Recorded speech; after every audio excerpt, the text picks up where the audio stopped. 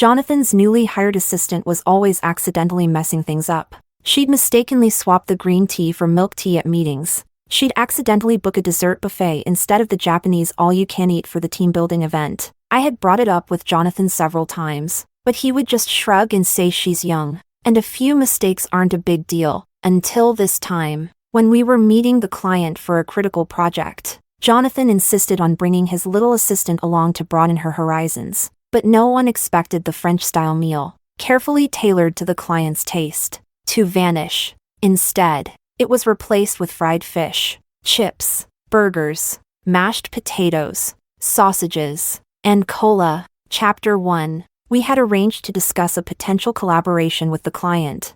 I had booked a business restaurant 7 days in advance, customizing every dish to the client's preferences. But just as we sat down, Jonathan's assistant burst in. "Sorry, I'm late." The door swung open and she gave us a cheeky wink. At the sight of Luna, I couldn't help but frown. She wore her hair in pigtails, a pink lace-trimmed dress, Crocs on her feet, and a backpack slung over her shoulders. This outfit would be unusual even in the office, let alone in a formal business setting. President Chan, seated at the head of the table, looked confused. "Is this someone's kid?" I was just about to explain when Luna giggled and pulled out the chair next to President Chan. "I'm not a kid." "You're President Chan, right?" "I'm Luna. I've heard so much about you." Her eyes curved into crescents as she reached out to shake hands. Jonathan chuckled beside me. "President Chan, this is my assistant. She's a bit unruly. Please don't mind her." Luna rolled her eyes at Jonathan and muttered under her breath, "TCH, you're the unruly one." Their carefree interaction made me clench my fists in frustration. This wasn't the first time. President Chan was an easygoing man. He didn't embarrass Luna just because she was an assistant. He reached out to shake her hand, expecting a polite greeting, only for Luna to grab it and not let go. "President Chan, I can read palms. Let me take a look for you." Before he could respond, Luna continued on her own. "Whoa, this lifeline is longer than the career line. You'll definitely live to 99. Ooh, your marriage line is really short. But no worries. A big shot like you can have any woman you want." My face turned pale at her words. "That's enough. Luna, stop the nonsense." President Chan's wife had passed away when he was young. He was away working at the time and missed her final moments. It was a scar he'd never healed from. "Don't say things like that." Even Jonathan realized the gravity of the moment and, for once, spoke harshly to Luna. President Chan pulled back his hand, his expression darkening. Luna, completely unaware she'd said something wrong, pouted at Jonathan with a look of wounded innocence. The table fell into an awkward silence. To salvage the moment, I reluctantly pulled out the limited edition fishing rod I'd prepared as a gift for President Chan to smooth things over. His expression finally softened as he admired the rod. While he was examining it, I whispered to Jonathan, "Why did you bring her to something like this?"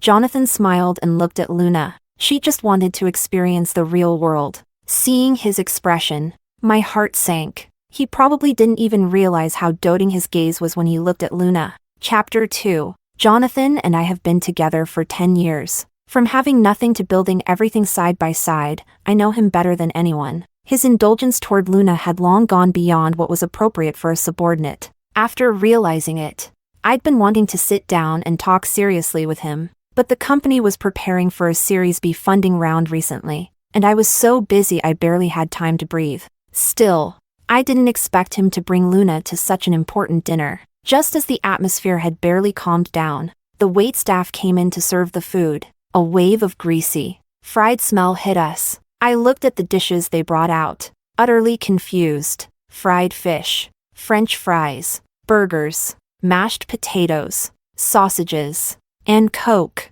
This restaurant had always been reliable. How could they make such a huge mistake? I quickly stopped them. "Wait a minute. Is this the wrong order?" "Nope. No mistake. It's what I ordered," Luna said cheerfully. I looked at her in disbelief. "Who gave you permission to change the dishes?" Luna waved dismissively. "Oh, Ange sis. You just don't get it. What's the point of eating those bland French dishes?" She took the cheese toast from the waiter and placed it in front of President Chan, presenting it like a treasure. "President Chan, You've probably never tried this dish before. It may look plain, but just dip it in some ketchup. I was so furious at her cluelessness I almost laughed. Did she seriously think she was being clever?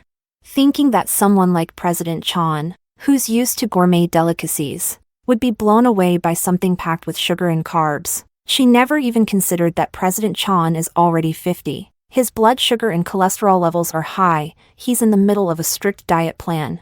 I had specially ordered every dish with high fiber and low glycemic index ingredients just so he could enjoy the meal comfortably. Even the staple food was specifically instructed to be whole grain. And now, all replaced with greasy, sugar-loaded, high-carb dishes. All the preparations were ruined by her childish nonsense. I thought Jonathan would at least scold her a little, but instead, he just feigned irritation. Do you think President Chan is still a kid like you? Put it down. If you like it so much, eat more yourself. There wasn't even a trace of real reproach in his voice. Luna pouted. Okay. I took a deep breath, resisting the overwhelming urge to dump those plates of food onto both of their heads, and said to the waiter, clear all of this and serve the original menu I ordered. Ange, clear it. Seeing that I was truly angry, Luna turned to Jonathan with pleading eyes. Only then did Jonathan seem to recall President Chan's health condition. He frowned slightly and sighed. Luna, President Chan can't eat high-sugar food. Be good.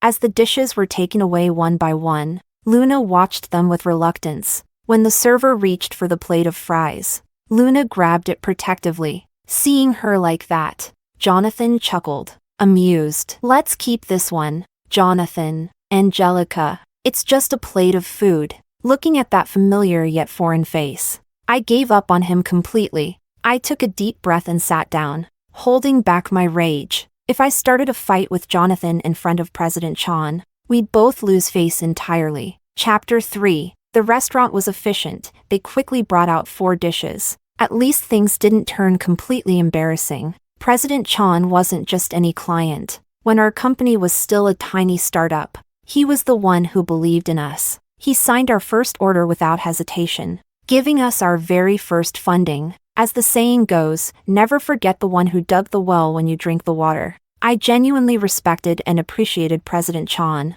Now that our company was heading into a Series B round, he even introduced us to 2 major investors. Over the years, I'd given him thoughtful gifts tailored to his tastes, and even built a good relationship with his daughter. Although President Chan was clearly displeased, for my sake, he was still willing to continue the dinner. I thought Luna had already hit rock bottom with her earlier antics, but as soon as we started talking business, she launched into a whole new performance. She pulled a bottle of baijiu out of her backpack, then poured herself a full glass into a wine goblet. President Chan, it's just a project, right? Just sign with us. Here, let me drink first to show my sincerity. She downed the entire glass, then let out a loud ah, and even flipped the cup upside down to show it was empty. I was stunned. No one at the table was stupid. The so-called baijiu in her glass was still bubbling. President Chan remained unmoved by her ridiculous behavior.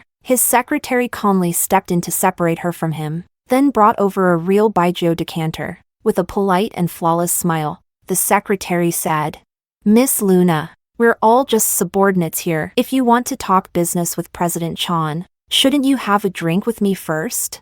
The liquor in the decanter was the real thing, poured by Secretary Sun just moments ago. 52% alcohol, strong flavored. Luna froze on the spot. She shook the red wine glass she had used earlier. But I already drank it. Secretary Sun interrupted her. That was then. This is now. He handed her the decanter. You've got such a great tolerance. Drinking straight from the pot shouldn't be a problem, right?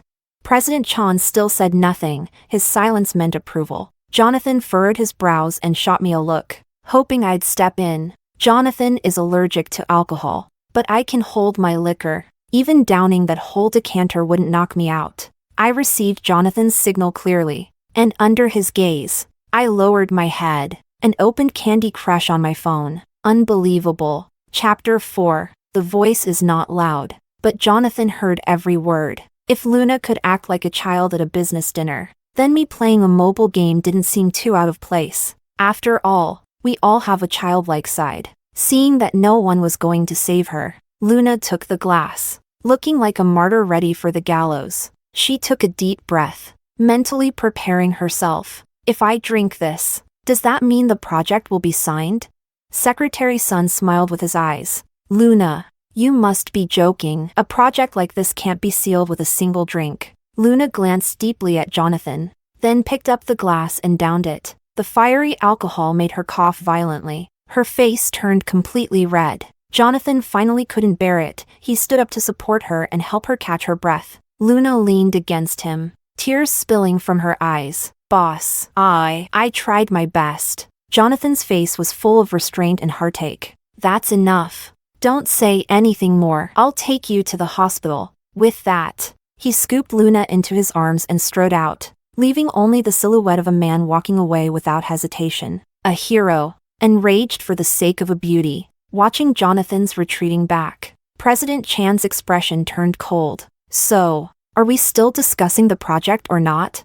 Just then, my phone lit up with a message from Jonathan. Angelica, help me keep the client calm. I'll take her to the hospital first. I locked my phone. Of course I would keep the client calm, but it sure as hell wouldn't be his client. I smiled and reassured President Chan. Of course we're discussing the project. President Chan, but let's change the format a little. Chapter 5. It was already 10 p.m. by the time I saw President Chan off and into his car. Despite all the twists and turns, we still managed to secure the deal. When the restaurant manager handed me the bill, I was stunned by the amount. It totaled over 30,000. Sensing my shock, the restaurant manager smiled and explained.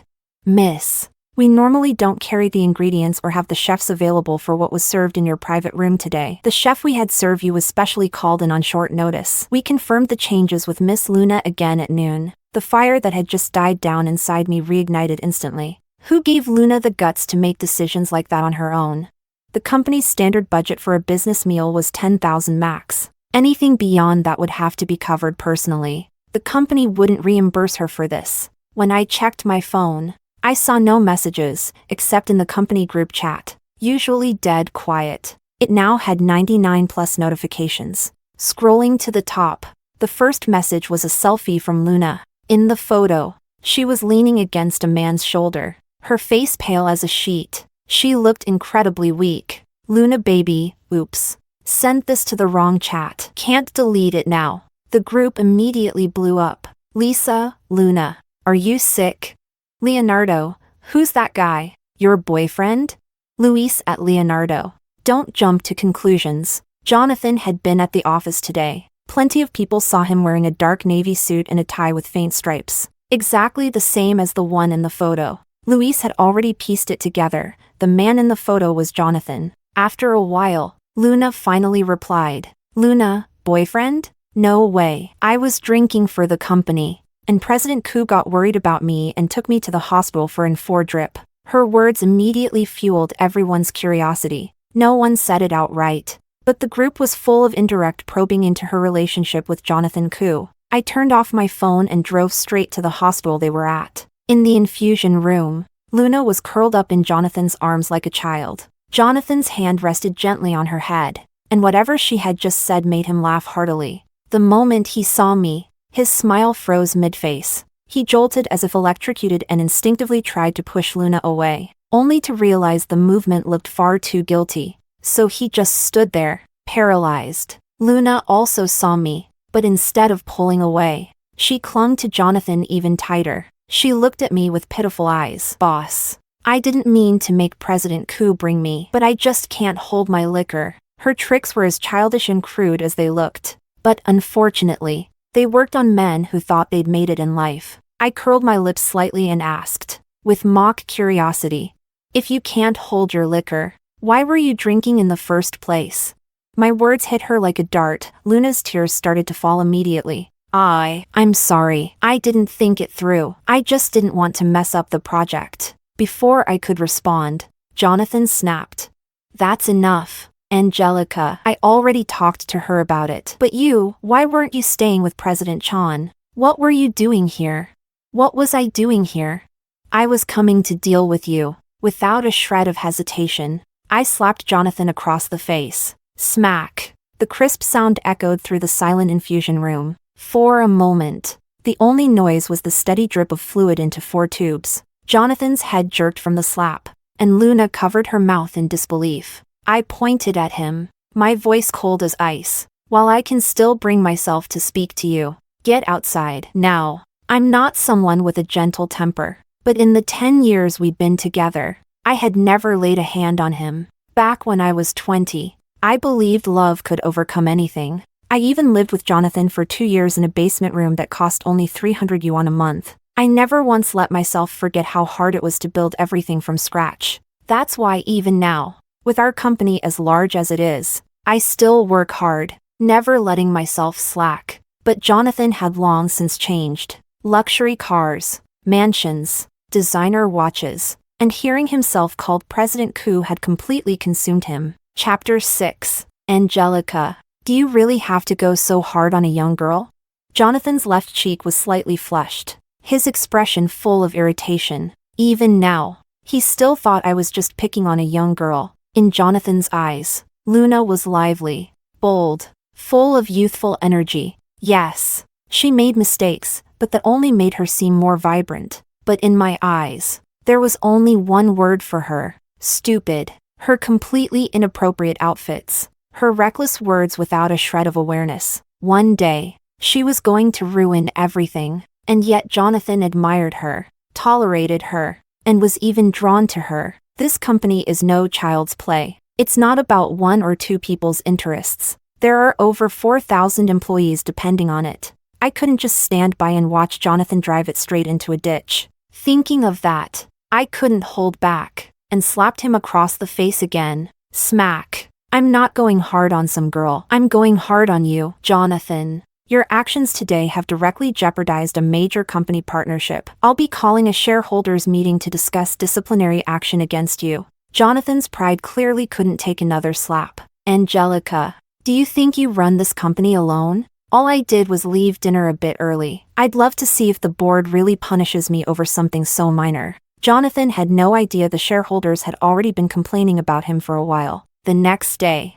when I arrived at the office, the front desk was piled with bags of cake and milk tea deliveries. From the same shop as always, the packaging was unmistakable. This shop's cakes and drinks were way overpriced. A simple slice of cake cost more than 100 yuan. The assistant Luna asked us to order them, said the receptionist. I nodded and told her to log it under my usual review record. Since Luna joined the company, this scene had become a weekly occurrence. She ordered food and drinks under the company's name and expected the company to foot the bill. If she had at least changed up the shop now and then, it might have been forgivable. But no, she kept ordering from the same place, even after multiple complaints about the taste. When I had someone investigate, I found out that the shop was owned by Luna's sister-in-law. It was flooded with negative reviews online. Apart from our company, no one else was ordering. There was no way the company was going to pay for these overpriced products. Luna had used her position for personal gain,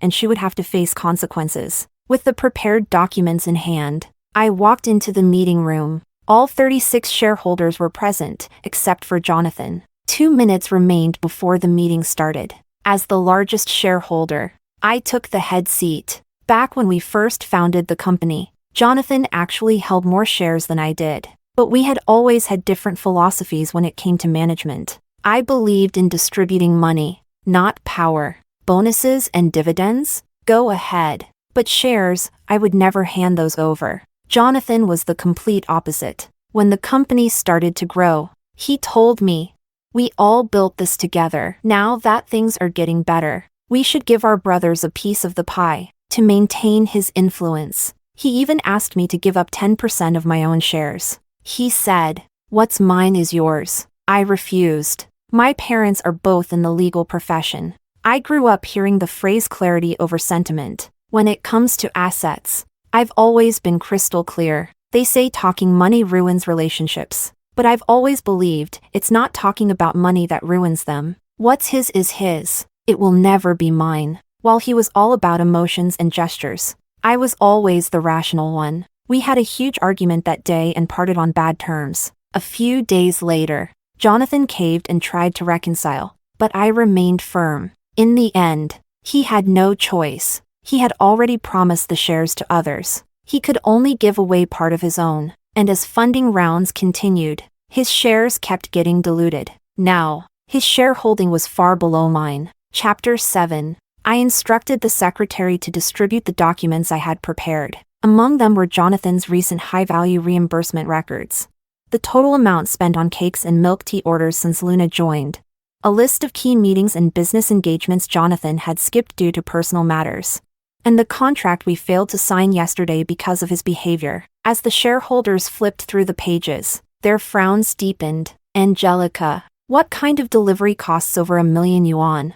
This is absurd. President Ku has really crossed the line. He even disrespected President Chan. The shareholders were clearly agitated. I smiled and glanced at the clock. Let's wait for President Ku to arrive before we continue. The room fell silent, filled only with the sound of rustling papers. After a while, the door finally opened. Jonathan walked in with a cup of milk tea, laughing and chatting with Luna. Before anyone could speak, Jonathan gestured to the people behind him. Several staff came in carrying trays, aiming to replace all the bottled water on the table with milk tea. Luna chirped playfully from the side. Everyone, give this a try. It's really yummy. Jonathan had arrived 15 minutes late, and didn't even bother to apologize. The shareholders exchanged uneasy glances, but just as the staff began taking the water away, they were stopped by the elderly President Su. President Su raised a hand, his expression unreadable. I'm getting old, I can't drink that kind of stuff.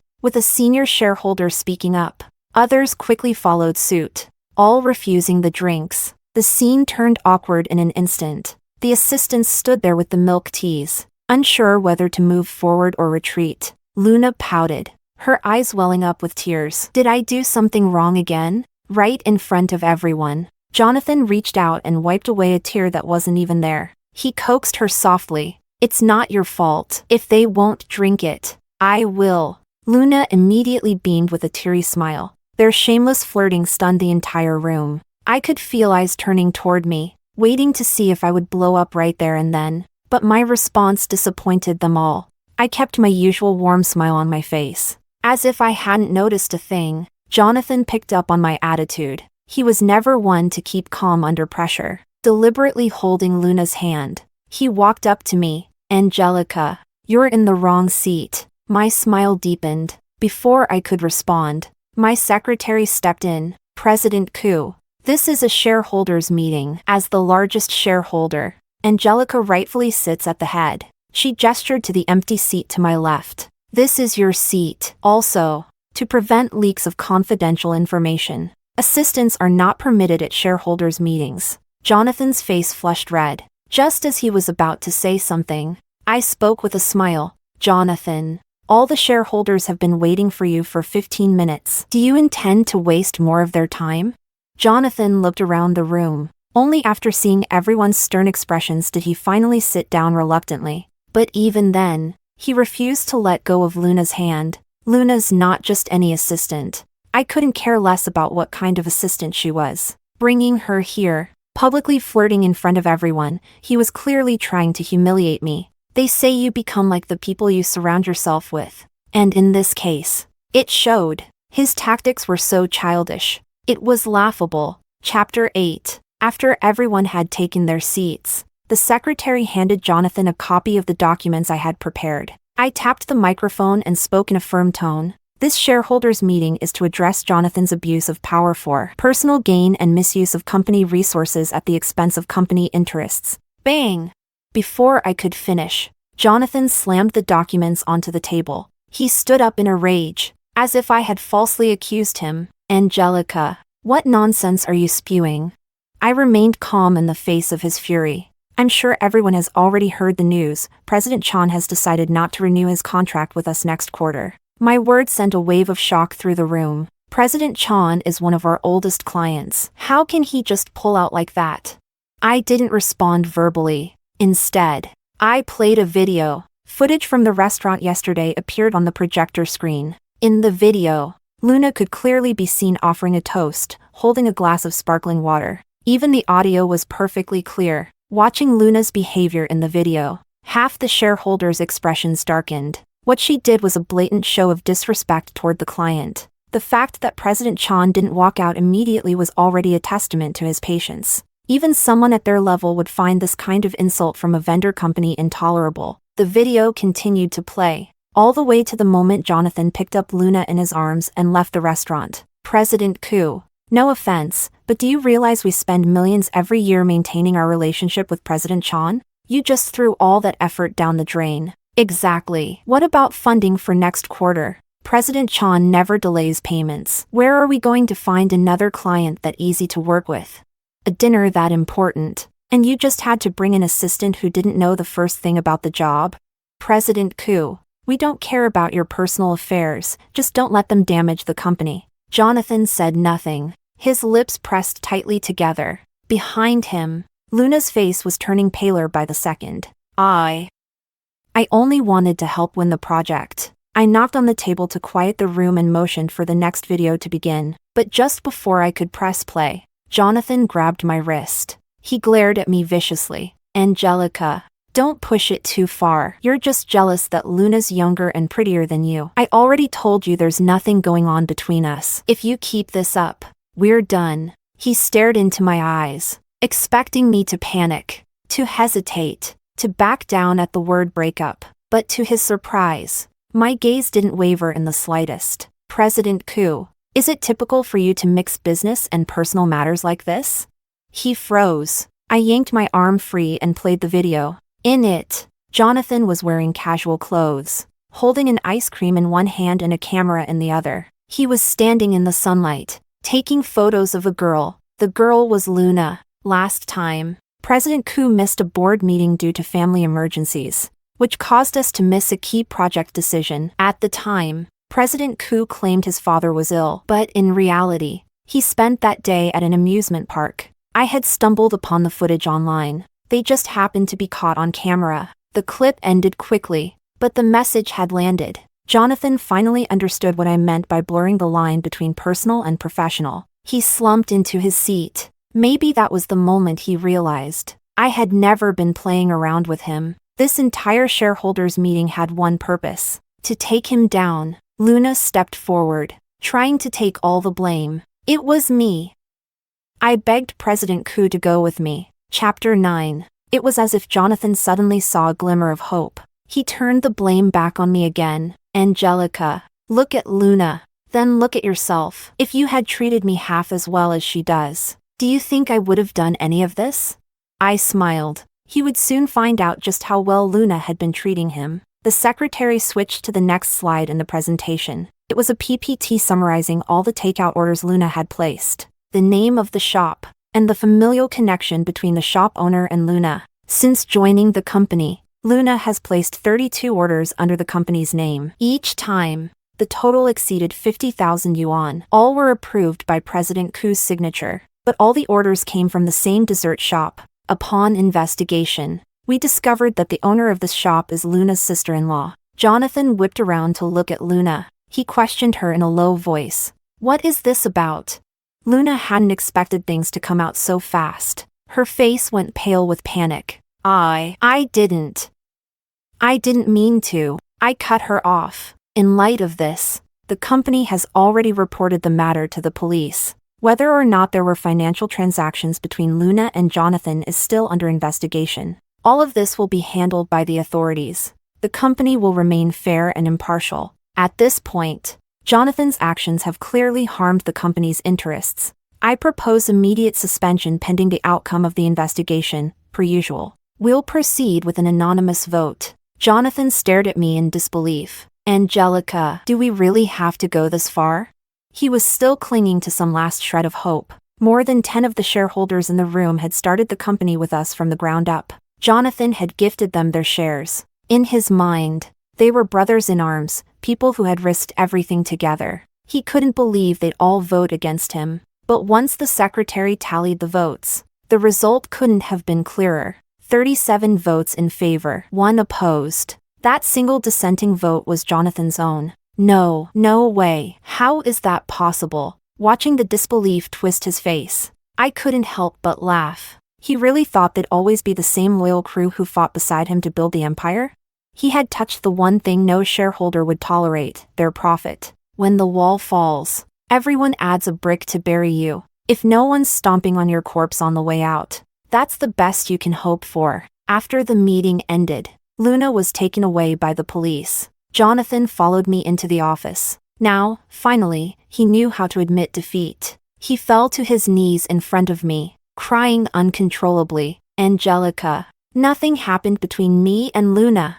I just thought she was young, energetic, full of passion, like you used to be. I was wrong. I was so wrong. Jonathan had once said, more than once, a man's knees are worth gold, they don't kneel easily. Even in the toughest times, he'd never once bowed to a single client. But that was only because I was always there. I bent when he refused to. I apologized when he wouldn't. Now here he was, kneeling on the ground, crying, begging for forgiveness. But was he truly sorry?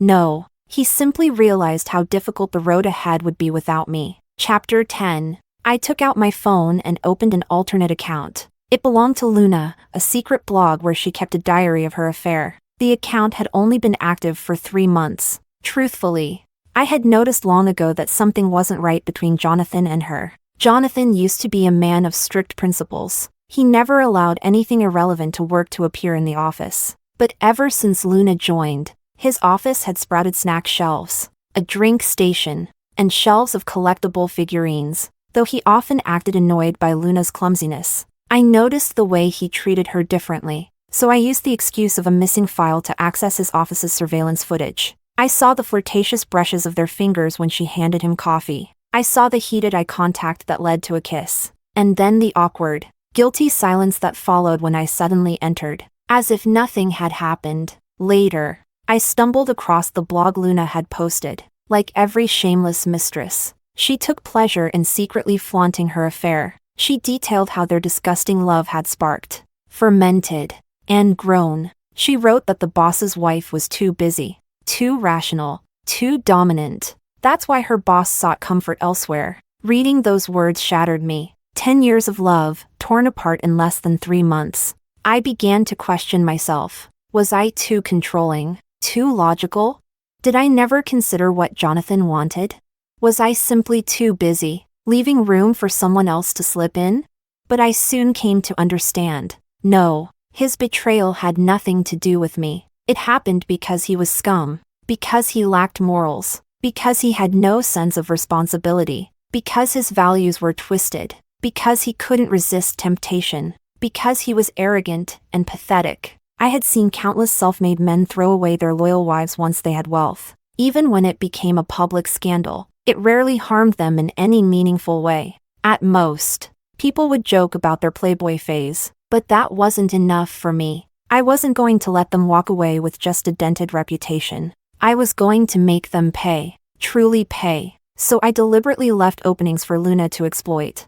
I claimed to be too busy with Series B fundraising to notice her behavior. I let her get bolder, fed her appetite on purpose. Then, when the moment was right, I struck. Luna's blog posts trembled in Jonathan's hand. He knew me, and precisely because he knew me, he realized he was finished. Before he left, I couldn't help but slap him 2 more times. But this game still wasn't over. Luna had already been confirmed to have used her position for personal gain, and the amounts involved were significant. As the one who signed off on it all, Jonathan wouldn't be escaping responsibility either. The company filed a lawsuit against both Jonathan and Luna. Ever since Jonathan was suspended, all decisions were in my hands. During that time, Jonathan secretly reached out to shareholders he had close ties with. Even under such circumstances, he still held 15% of the company's shares. The company's future looked bright if the funding round went smoothly. We might even go public one day. That 15% would be no small fortune. I didn't know what Jonathan had promised those shareholders, but they seized on my misstep with the Chan project and tried to replicate my tactics by pushing for my own suspension. Unfortunately for them, at the most critical moment, I pulled out a contract, a full-year agreement signed with President Chan starting next quarter. Yes, despite what happened at the restaurant, I had still secured the deal with him, but the price was high. I had to hold majority shares, and President Chan would join as a capital investor in our next round of funding. After that, I used the leverage I had been collecting on those smaller shareholders, one by one, to buy back their shares. From smallest to largest. Jonathan, mired in lawsuits and facing jail time, couldn't even lift a finger. Only then did they realize what it meant when the lips are gone and the teeth grow cold. Under my swift and ruthless methods, the executive team went through a full reshuffle, and I secured my place as the company's undisputed leader.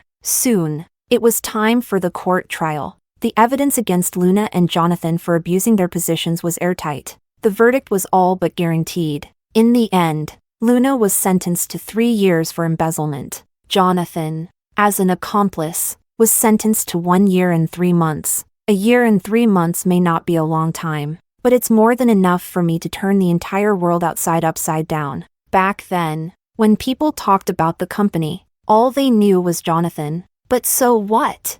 A steady stream doesn't fight to be first, it fights to flow without end. And now, the name Angelica will be carved here, forever. Story 2. My husband Romeo sponsored a poor student. While I was away, she sneaked into our house, wore my husband's pajamas, and posted on Facebook, "My big brother's pajamas are so comfortable," all while taunting me in various ways. But I wasn't afraid at all. In just a few rounds, I completely defeated her, leaving her in utter disgrace. Chapter 1. Late at night, I got up to drink some water and couldn't fall back asleep. My husband was sleeping soundly, and I didn't want to disturb him. So I opened Facebook to pass the time. The more I scrolled, the sleepier I got. But just as I was about to put my phone down and go back to bed, I stumbled upon a post that snapped me wide awake. In the picture, a girl was wearing a black men's pajama top, slightly exposing her collarbone, her eyes looking hazy and seductive. That girl was the same student my husband had been sponsoring, even though I had never met her. My husband had shown me a video of her before. In the photo, she no longer had her usual plain appearance, but I recognized her immediately. The background in the photo was unmistakably my bedroom, and the pajamas she was wearing? I recognized them instantly because I bought them for my husband. Then I read the caption, "My big brother's pajamas are so comfortable," and a chill ran down my spine. There were a few comments under her post. I clicked on them and found something quite interesting. Someone commented, "So, did your wish come true?" She replied, "Not yet, but it's getting close." Although the conversation wasn't explicit, I knew this wish had something to do with my husband. By now, I was fully awake. I looked at my husband sleeping next to me and slapped his face hard. He woke up groggily, squinting at me and asking, "What's going on, honey?" I threw my phone in his face. "Look for yourself." My husband rubbed his eyes, looked at the phone, and his face immediately twisted in shock. "What the hell? What's Lucia's deal? Why is she wearing my pajamas and posting pictures like that?" I crossed my arms and glared at him in disgust. "You tell me, how should I know?" He scratched his head, trying to remember. "Oh, wait, I think I know. Babe, remember last month when she said she had nowhere to stay? You were kind enough to let her crash at our place for a night. She probably took the photo then." It all came back to me. That night, my husband and I had gone out, and we didn't return home. She called, saying she had no place to stay. I felt sorry for her, a poor student with no one to rely on, so I kindly let her stay at our place for the night. I never thought I was inviting a wolf into my home. The thought of her wearing my husband's pajamas, lying in our bed, made me feel sick to my stomach. Chapter 2. After this incident, my husband expressed strong disgust toward Lucia. He grabbed his phone and dialed her number. "Lucia, what are you trying to do?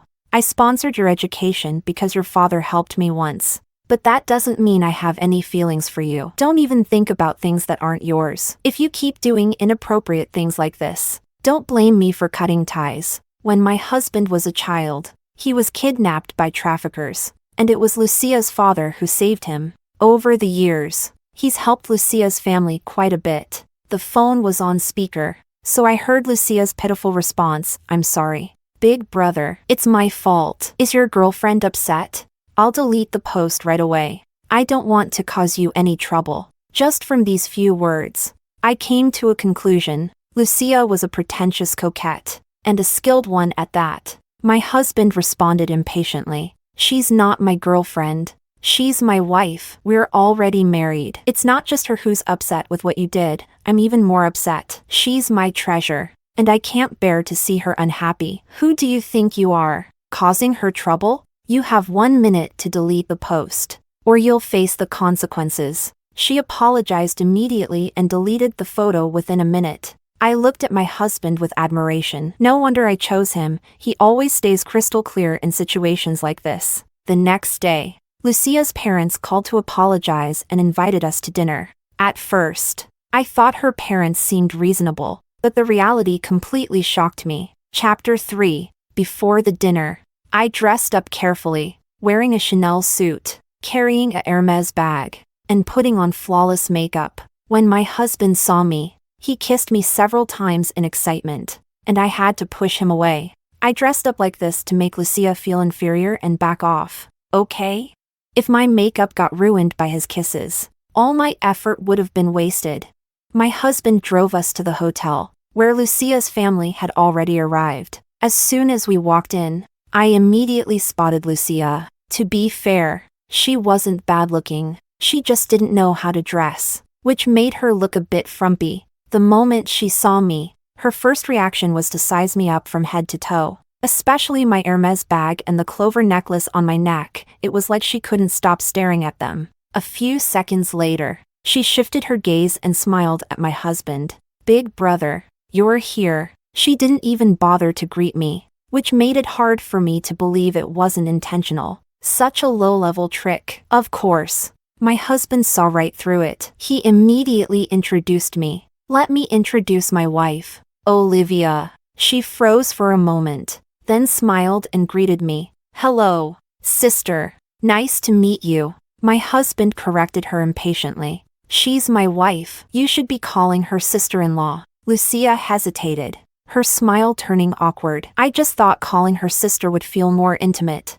Don't call her sister. My wife is the youngest in her family, and she's not used to being called that. The atmosphere became a bit tense, and Lucia's awkward smile showed she didn't know how to respond. Her parents quickly stepped in to ease the situation. Lucia, calling her sister-in-law is actually more respectful. Don't say things that don't make sense. As soon as we sat down, Lucia's parents greeted us. Go ahead and sit down. My husband and I took our seats, but Lucia immediately stood up and squeezed herself next to my husband. She picked up a shrimp and offered it to him, saying, "Brother, try this dish. It's so delicious. Do you remember when you were at our house, and my dad made shrimp for you? You loved it so much back then. You even told me that when you grew up, you'd marry me. Do you remember that?" While she spoke, she threw a challenging look my way. I knew she was intentionally trying to provoke me with those trivial childhood memories. Does she think I'm dead or something? I was just about to strike back, but my husband spoke first. He calmly pushed the dish aside and said coldly to Lucia, "If I remember correctly, I never said anything like that. And even if I did, what's your purpose in bringing it up in front of my wife?" Look at him, he handled it so beautifully that I didn't even have a chance to respond. Lucia swallowed her resentment and forced a smile, explaining, "Oh, no, I was just joking with you, brother." Then she turned to me. "By the way, a few days ago I ran into someone I know, and when we started chatting, I found out he's actually your ex-boyfriend, Eric. He said you almost married him back then." "Oh, what a shame, right?" She looked at me triumphantly, but I ignored her and focused on my husband. This jealous man has always been bothered by my past relationship. He had finally moved on, but Lucia had to bring it up again. Lucia had no idea what kind of storm she was about to unleash from him. Chapter 4. Bang! My husband slammed his chopsticks onto the table, his face dark with anger as he asked Lucia, "So what? You feel it's such a shame? Why don't you go marry him yourself and fix your regret? That way, you won't feel it's such a loss." I watched Lucia calmly, as if none of this had anything to do with me. For a brief moment, Lucia looked panicked, her face turning pale. She bit her lip delicately, her eyes welling up with tears, and cautiously explained, "No, I didn't mean it like that. I was just talking casually." My husband let out a cold, disdainful laugh. Who brings up someone's ex-boyfriend like that? Today, I trust my wife unconditionally, but if it were anyone else, wouldn't your words have stirred up trouble and caused a fight at home? What exactly are your intentions? Or do you like that Eric? Lucia shook her head frantically. No, how could I possibly like him? My husband gave her a dismissive once-over. At least you have some self-awareness. After all, Eric has experienced a woman like my wife. How could he possibly be interested in you? With an expression full of contempt, my husband left Lucia speechless. I couldn't help but feel like laughing, but I thought it might be too mean, so I held it in. But honestly, I didn't think she was innocent at all in this situation. She could have chosen to stay out of trouble, but instead, she picked a fight with me and brought up Eric. She brought this on herself, didn't she? Her parents had been watching the whole time. Seeing their daughter get mocked by my husband, they looked a bit uncomfortable but didn't know how to step in to defend her. Seeing that my husband had vented enough, I gently patted his hand and playfully said, "All right, honey, don't be mad anymore." My husband gave me an apologetic look. "I'm sorry. I really didn't know she would. If you're uncomfortable, we can leave. I'll take you somewhere else to eat." As soon as Lucia's parents heard my husband offer to take me away, they couldn't sit still anymore. Lucia's father, Hudson, stood up, walked over to her, and slapped her across the face. "What's wrong with you? If you can't talk properly, then don't say anything. Making your brother and sister-in-law angry, watch me beat you to death." With that, he slapped her twice more, and her pale face instantly turned red from the blows. I was shocked. My husband held me in his arms, watching them with a calm expression, like he was watching a show, without the slightest intention of stopping it. Lucia held her face, tears streaming down, but she didn't dare to cry out loud. Hudson didn't seem to think he had hit her too hard. He didn't feel sorry for her at all and continued to try to please my husband. "Romeo, your sister didn't know better and upset you. I've already taught her a lesson,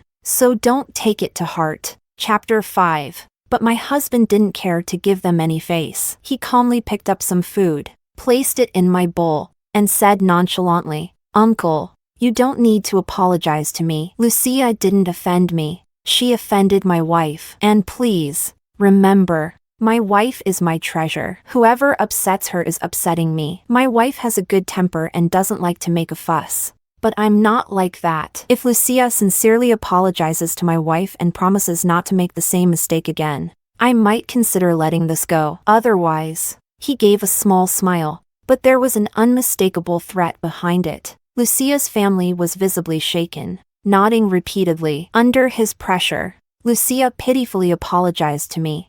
"I'm sorry, sister-in-law. I'm young and didn't know any better. Please don't hold it against me." I smiled and replied, "It's all right, little sister. Just make sure next time you don't wear my husband's clothes in our house. After all, my husband has a bit of a cleanliness obsession. That outfit was quite expensive, and he burned it that very night, saying it was too filthy to keep. I really don't know what to do with him." Lucia stood there, her face drained of color, swaying as if she was about to faint. Seeing I was satisfied, my husband added, "All right. Your sister-in-law is generous and doesn't care to hold grudges against you." Lucia stopped sobbing, slowly raising her teary eyes, looking pitiful as she whispered, "Okay, brother, I won't dare do it again." Only then did my husband's expression soften. We continued to eat, though the tension remained between us. Lucia kept sobbing quietly while she ate, but my husband didn't spare her even a glance. As the meal was winding down, Hudson sensed the moment was right and cautiously began, "Romeo, you see, my wife and I have been here for a while, and staying in a hotel for so long isn't ideal, right? How about we buy a department here? What do you think?" Lucia's mother quickly chimed in, "Yes, Romeo. Living in a hotel is so inconvenient compared to a home." I was curious, why were they discussing buying a department with my husband?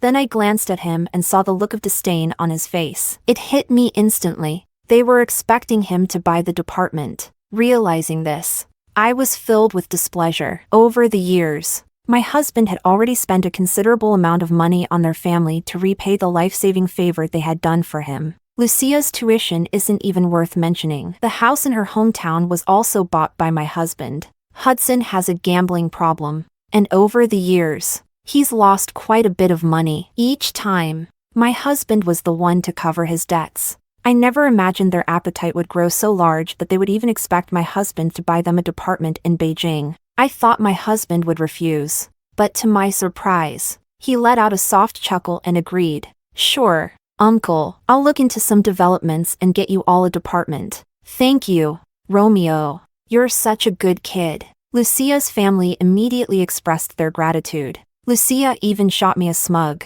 provocative look. I glanced at my husband, confused. Was he really going to buy them a house?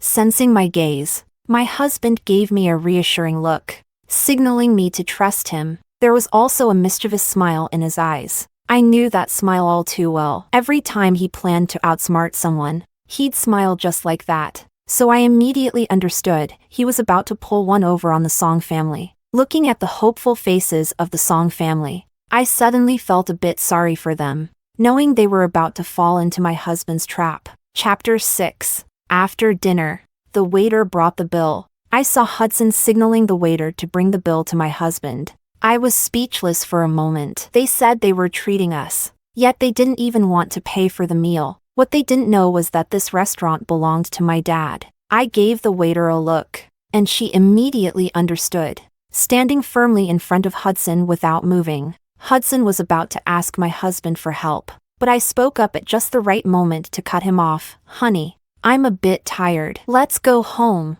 My husband looked at me with a doting smile and playfully tapped my nose. Tired already, you little rascal? Let me carry you home. In front of everyone, my husband picked me up in his arms. As we turned to leave, I caught a glimpse of Lucia's face, full of jealousy and frustration, as if I had stolen something that rightfully belonged to her. But this was my husband. After all, she was destined to just stand there, helpless, with no way to change things. Once we were in the car, I said to my husband, "Did you see Lucia's expression? She looked like I had just stolen billions from her. She was practically glaring daggers at me." My husband kissed me on the cheek, stroked my hair, and pulled me into his embrace. "She's nothing. Let her jump around for a bit. I'll deal with her and her family all at once when the time comes." I was a bit confused. "Honey, what do you mean? Aren't her parents your saviors? And didn't you say you were going to buy them a department? Why are you talking about settling scores now?" My husband patiently explained. "To be honest, I've suspected for years that Hudson might have been an accomplice in my kidnapping. Otherwise, I don't understand how he rescued me so easily. But since I didn't have any evidence and didn't want to wrong my supposed savior, I never dug too deeply. However, just yesterday, I asked my assistant to investigate again and found out that Hudson is related to the traffickers. I haven't gathered enough evidence yet, so I promised to buy a department as a way to stall them. It all clicked for me. Now I understand. Don't worry, honey, I'll definitely help you keep up the act." He gently stroked my palm. "You don't need to do anything to help me. If you ever feel wronged, just tell me, and I'll deal with them for good. You have no idea." When she mentioned Eric today, I wanted to sew her mouth shut. I quickly reassured him, "Don't act too hastily. If they catch on, it'll be harder to handle. Let's keep pretending for now, and once we have the evidence, we'll turn the tables. You don't have to worry about Eric. You're the only one in my heart now." He seemed satisfied with that, and as I leaned into his embrace, I felt a deep sense of security. The next day at work, I heard that we had a new intern in the company. My colleagues mentioned that the new hire was a relative of the manager, coming to our department for an internship. I was confused. My dad hates nepotism, so how could the manager dare to pull strings right under his nose? "Oh, right, I work at my dad's company, to prepare me to take over in the future." My dad insisted I start from the bottom. That's why no one knows my true identity, and my colleagues freely discuss whatever they want around me. As I was thinking about this, the new intern walked over, and to my surprise, it was Lucia. She's related to the manager? Chapter 7. Lucia walked over with a smug expression.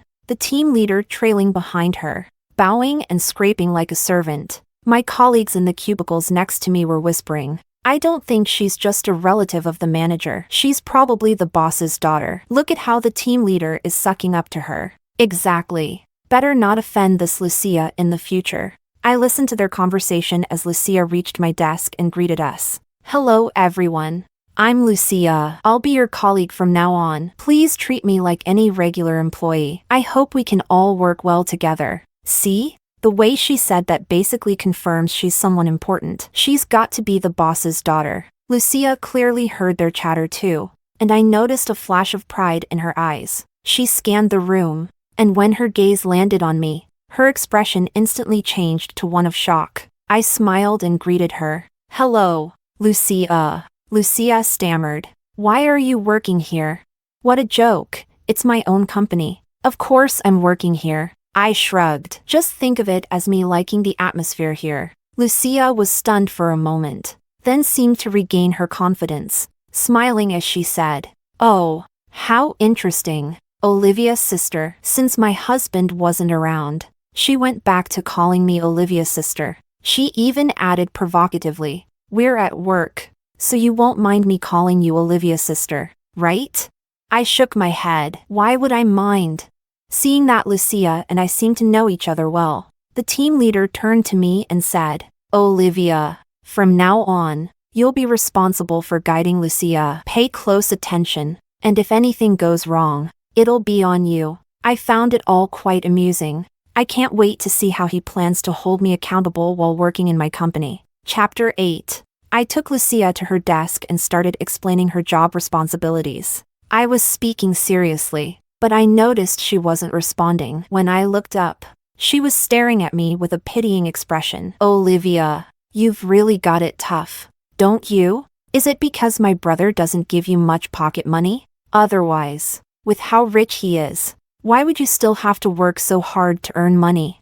I suppressed my anger. "I just enjoy working." She clearly didn't believe me. "Sister, don't be so tough. I know you have your reasons. After all, my brother has spent a lot of money on me, paying for my education, buying my family a department, so why would he be stingy with you? Doesn't this show that he doesn't really see you as part of the family?" "Sister, I think you're kind of pitiful." Her eyes looked teary, as if she were truly pitying me. With how saintly she seemed, I thought even the statues of the gods at the temple would step aside for her. I answered her impatiently. "You don't need to worry about me and my husband. You're new here, so focus on learning your job properly. Otherwise, when you get fired, you might not know where to go cry." "Fine.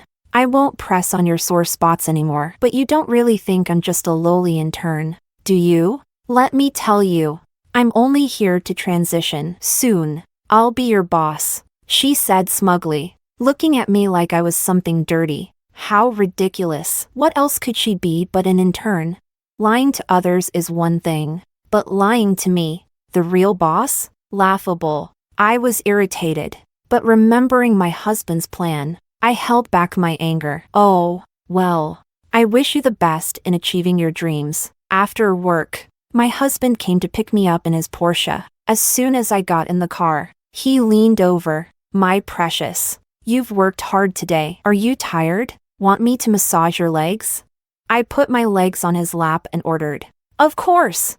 I'm exhausted." "You have to keep massaging until I'm satisfied." My husband massaged my legs for a while, and I felt the tension easing. Just as I sat back up, I noticed Lucia standing in front of the car, her eyes red and puffy. Anyone who didn't know better might think I was the mistress, and she was the wife. I was a bit freaked out. How long had she been standing there? Did she just witness me being intimate with my husband? The thought that she might have been spying on us made me shudder. What's wrong with her? Before I could react, my husband honked a few times and lowered the window. "What are you doing standing in front of someone's car? Are you trying to get hit or die? What's wrong with you?" She pitifully replied, "I was just passing by." "Passing by and just standing there? Are you trying to spy on us being intimate? Are you a peeping Tom?" I added fuel to the fire.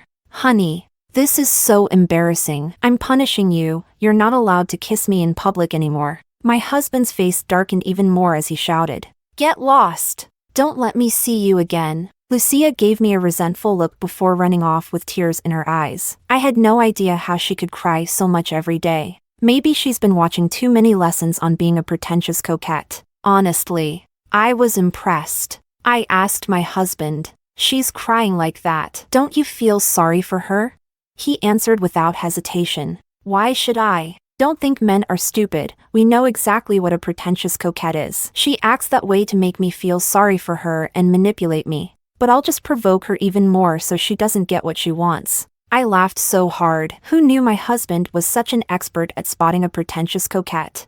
I didn't think much of the incident. But the next day at work, rumors about me were flying everywhere. Chapter 9. As soon as I got to work, I noticed my colleagues whispering behind my back. "She's the one who got into the luxury car yesterday." I never would have guessed she's that kind of person. So shameless. I was baffled. Just because they saw me getting into my husband's car, why would they call me shameless? My husband and I are in a perfectly legal relationship. I went to find my colleague Ava, whom I get along with, and asked her what was going on. She whispered, "You don't know? There's a rumor going around that you stole Lucia's boyfriend, and she caught you red-handed." She was crying in front of the car. I couldn't help but laugh in disbelief. Lucia's ability to twist the truth is impressive. Since when did a legal wife become the third party in the relationship? She is the third party. For goodness sake. Too bad for her. Though, she's been trying to meddle, but my husband can't even be bothered to give her a glance. I wasn't interested in addressing such low-level rumors. After all, I'm not planning to stay a mere employee here forever. Once I take over my dad's position, the rumors will naturally fall apart. Why waste time explaining anything? I grabbed my cup and headed to the break room to get some water. But as I approached the door, I heard Lucia's pitiful voice. "I don't know why Olivia has to be so cruel and steal my boyfriend." Someone quickly chimed in. "Why else? She's after his money." Of course, she likes to act like a wealthy socialite. But turns out she's just like that. But it wasn't until I saw you, Lucia, that I realized what a real wealthy and modest girl looks like. I knew that voice all too well. It was Sarah. She always loved competing with me. If I wore Chanel, she'd get the same one. If I carried a Hermes bag, within days, she'd find one just like it. Of course, hers were all knockoffs, but she convinced herself that mine were fake too. So hearing her badmouth me wasn't surprising at all. After overhearing this, I held my head high and walked in. As soon as Lucia saw me, she immediately went silent, her face turning pale. But Sarah, who had been badmouthing me as well, glared at me with disgust and continued with veiled insults. Ugh, don't you think people who ruin others' relationships are just the worst? I feel sick working in the same company as someone like that. Lucia kept nudging her, signaling her to stop talking. But Sarah, relentless in her mockery, sneered at me. "Why aren't you saying anything? Feeling guilty, are you?" I paused from getting my water and asked, "Why should I feel guilty? You stole someone's boyfriend, and you dare ask why you should feel guilty?" Ignoring her, I turned to Lucia and asked directly, "Lucia, you tell me, did I steal your boyfriend or not?" Lucia hesitated, stammering, but she couldn't bring herself to say it. Sarah, still unsatisfied, kept pressing her to speak up and humiliate me. "Lucia, don't be shy. The one who should be ashamed is her for stealing your boyfriend." Lucia pushed her away. "Can you stop already? What does this have to do with you?" She shot me an angry glance and stormed out of the room. Sarah, looking confused, deliberately bumped into me as she left as well. That's fine. When it's time to settle the score, Sarah will be the first on the list. Chapter 10. During dinner, my husband and I were eating at the table when his phone suddenly rang. I glanced at the screen. It was a WeChat message from Lucia. My husband opened it, and it was a picture. In the picture, I was chatting with a male colleague, and because of the angle, it looked like we were quite close. In reality, we were just discussing work, but Lucia had sneakily taken the photo, worried that my overly jealous husband might misunderstand. I quickly explained, "It's not what it looks like. We were just discussing work." But my husband interrupted me. "Come on, Honey, how could I believe such a cheap trick? Besides, with such an amazing husband, how could you possibly be interested in anyone else? I trust you unconditionally. A warm feeling washed over me, and I hugged him around the neck. You're too adorable. I love you. Then I watched as my husband replied to Lucia. So, what are you trying to say? Do you think this guy is better than me? Or are you suggesting my wife has poor taste? What's wrong with you?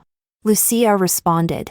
That's not it. Big brother, I just saw them looking so close and thought something was off. So I wanted to remind you. My husband replied. Oh really? Should I send you a banner to thank you? Your attempt to sow discord is so obvious. Do you really think you're clever? Lucia, how could you think that way? Big brother, I only want you to be happy, but I'm afraid she might not appreciate you. My husband, whether she appreciates me or not is none of your business. And for the record, I like treating my wife unconditionally well, even if I end up being her simp. I'd do it willingly. Do you get that? She didn't reply after that. I think my husband's words must have hurt her. What I didn't expect was that the next day at work, Lucia acted as if nothing had happened, without the slightest hint of awkwardness. But her sidekick, Sarah, greeted me with snide remarks. These days, it's amazing how people who steal boyfriends still have the nerve to show their face in public. Lucia, pretending to be virtuous, tried to stop her. Feeling frustrated, I decided to shut her up once and for all. I pulled out my marriage certificate from my bag and threw it in her face. Take a look. That's not Lucia's boyfriend. That's my husband, so whoever's trying to be the third party, it sure isn't me. I suggest you shut your mouth. Sarah glanced at the certificate and froze. She turned to Lucia. You told me the CEO of the group was your boyfriend. What's going on? Lucia flat out denied it. I never said that. You just assumed it yourself. Sarah looked like she wanted to argue, but she held back, probably because of Lucia's so-called boss's daughter status. By this time, our argument had drawn a crowd of onlookers. Lucia was visibly embarrassed, unable to explain herself, so she just kept crying, making it look like I had done something horribly wrong. But I didn't miss the brief flash of satisfaction and malice in her eyes. Olivia, what's going on? Why are you bullying a colleague? The team leader walked over, not even asking for details before blaming me. I couldn't help but wonder what kind of monsters my dad's company had hired. I asked him, why don't you ask Lucia and Sarah what they did? He ignored me and said bluntly, Olivia, I've already discussed this with the manager yesterday. Due to issues with your personal conduct, the company has decided to terminate your employment. Terminate me? I was stunned. My dad had worked so hard to build this company, and now it was being ruined like this?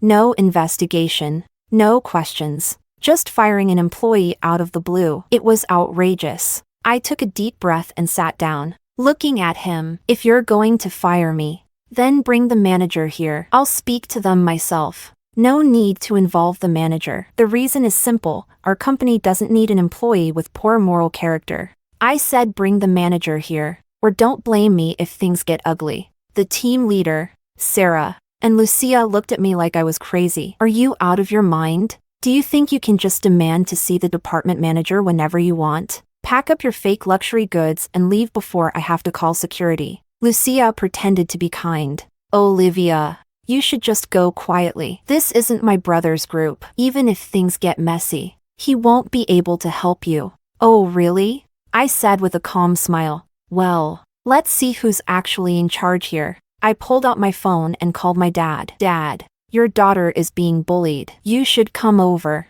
Sarah sneered.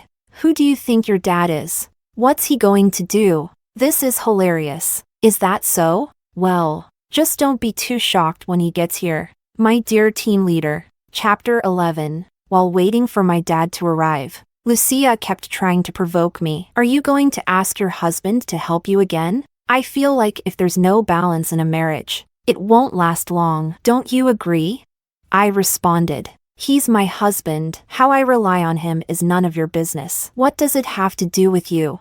He'll dump you sooner or later. Don't worry. Lucia finally dropped her fake facade, her face twisting with malice. You really think that even if he leaves me, he'll choose you?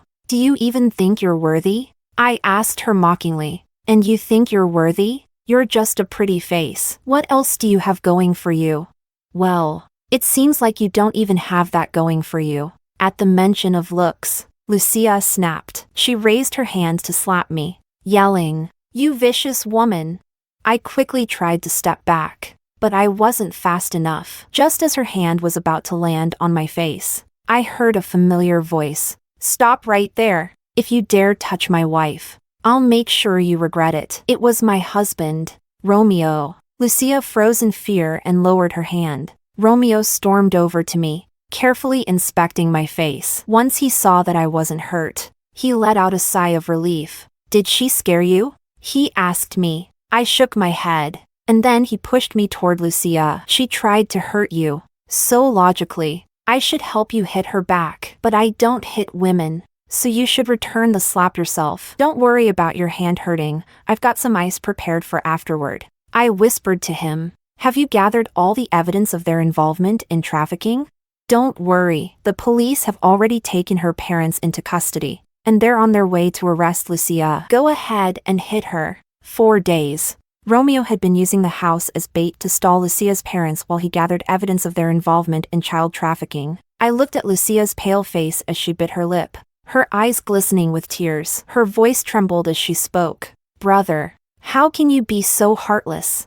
My husband wasn't moved in the slightest. In fact, he looked impatient. "Who told you to bully my wife? And stop calling me brother, it makes me sick." Still refusing to give up, Lucia tried one last desperate plea. "Brother, why are you being so cruel to me? It's this woman who's been poisoning your mind, isn't it?" "My wife is poisoning our relationship. You think you're even worthy? You're not even a fraction of her. Just look at all the horrible things you've done. You said you had nowhere to go, and my wife kindly took you in. But what did you do? You sneaked around wearing my pajamas and posted pictures on Facebook. And that's not all. You've been picking fights with my wife ever since. Did you think I wouldn't notice?" Then he turned to me and said, "Don't be soft. Hit her."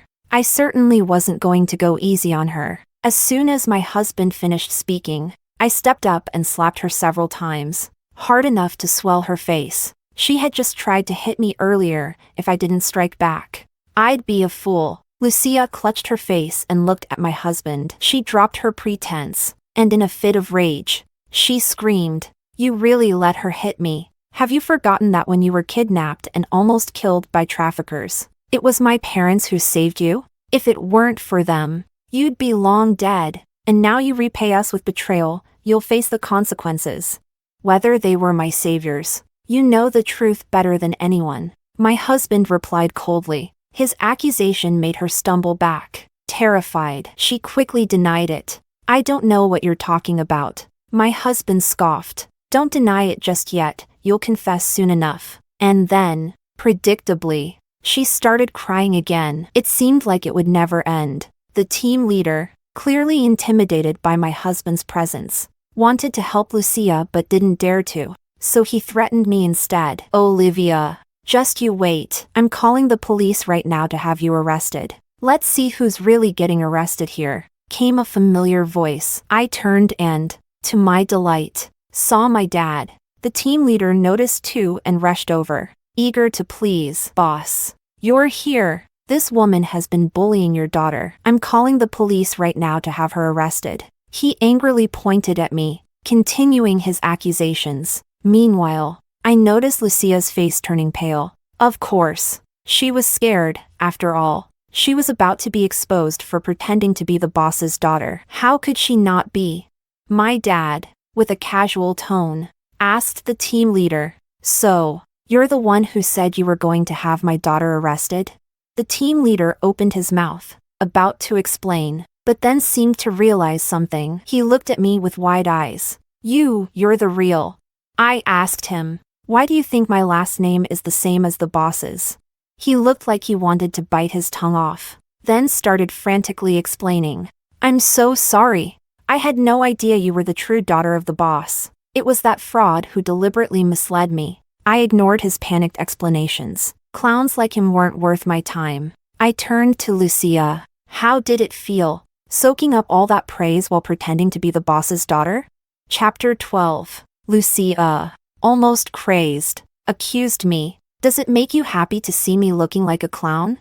My husband, worried she might lash out, pulled me protectively into his arms. You're the one with a crooked heart. Who can you blame for that? And no, we don't find it amusing, we just find you as disgusting as a toad. You're constantly haunting me, and it's beyond annoying. I love you so much, and yet you're so heartless. You'll face the consequences. My husband laughed. Do you love me, or do you love my money? I don't know if I'll ever face consequences, but yours have already arrived. He glanced toward the door, and a few police officers walked in. Lucia, thinking they were her saviors, excitedly pointed at me and the police. Officer, she assaulted me. Arrest her immediately. The police ignored her and instead asked, Are you Lucia? Yes. You are under suspicion of child trafficking. Please come with us. Lucia lost her composure and shoved the officers. You've got the wrong person. I've never trafficked children. This has nothing to do with me. The police responded. Is that so? Your parents just confessed, and they implicated you in the trafficking over the past 2 years. No, they're lying. Don't believe them. Lucia struggled frantically, but she couldn't overpower the police. As she was being taken away, she glared at me with pure hatred and screamed, Olivia, you be*tch. This is all you're doing. You've ruined me. You'll get what's coming to you. My husband quickly pulled me into his arms. Shielding me, he calmly replied, Your family's twisted actions, trafficking so many women and children, have caught up with you. You're facing your own karma. Yet you still want to blame my wife. You're disgusting. Lucia's face twisted even further as she saw how much he was protecting me. Yet she still clung to a sliver of hope and asked, All these years, was it because I'm a trafficker's daughter that you didn't like me?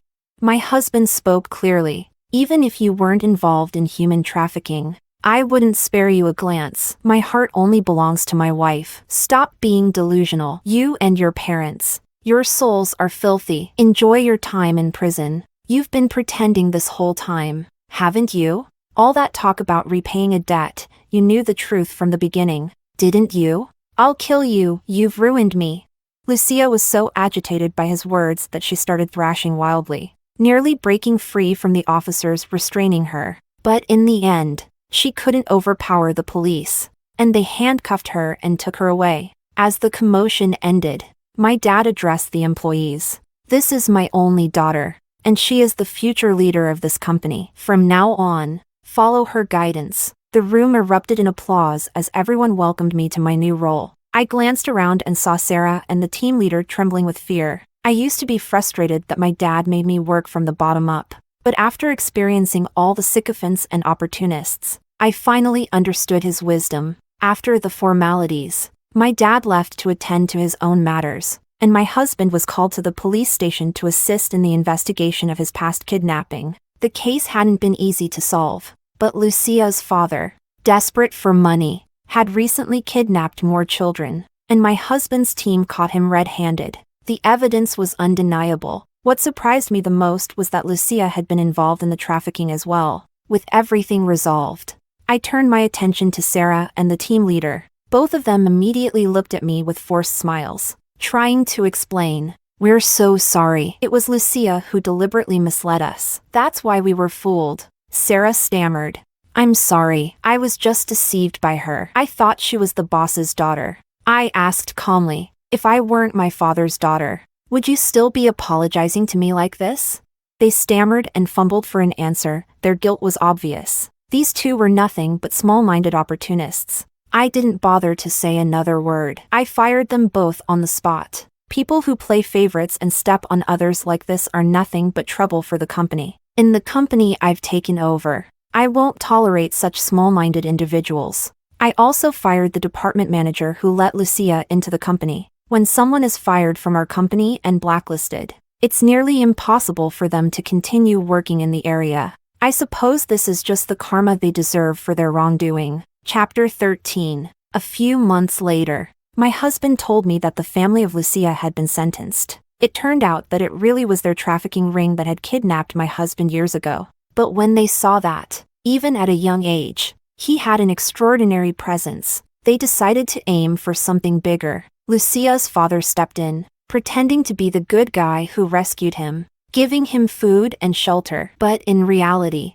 they were filled with malicious intentions. Hoping to reel in a bigger catch, they were truly insatiably greedy. Thankfully, my husband remained clear-headed and never fully trusted them. Most of the money he had given them was recovered as well. What made us even happier was that, through this investigation, many trafficked women and children were rescued thanks to my husband's efforts. It was truly satisfying. When I thought about those women and children who had suffered abuse, my heart ached. Human traffickers deserve the harshest punishment. They should be cut into 1,000 pieces. Later, the prison contacted me, saying Lucia wanted to see me. I refused immediately. There's no reason for me to see her. She was involved in so many cases of child trafficking. She deserves to spend the rest of her life suffering in prison. I only hope she spends her days behind bars in endless regret. After hanging up the phone, I asked my husband, "How were you able to see through Lucia's pretentious coquette act?"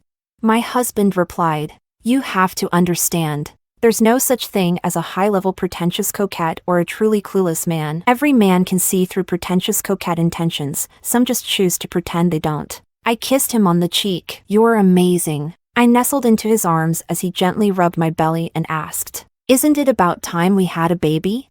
I nodded and looked up at him. The sunlight streamed in through the window. A small gleam of golden light touched the tip of his nose, and another shimmered on his lips. The cicadas chirped from the sycamore tree outside the window. This was a perfect moment.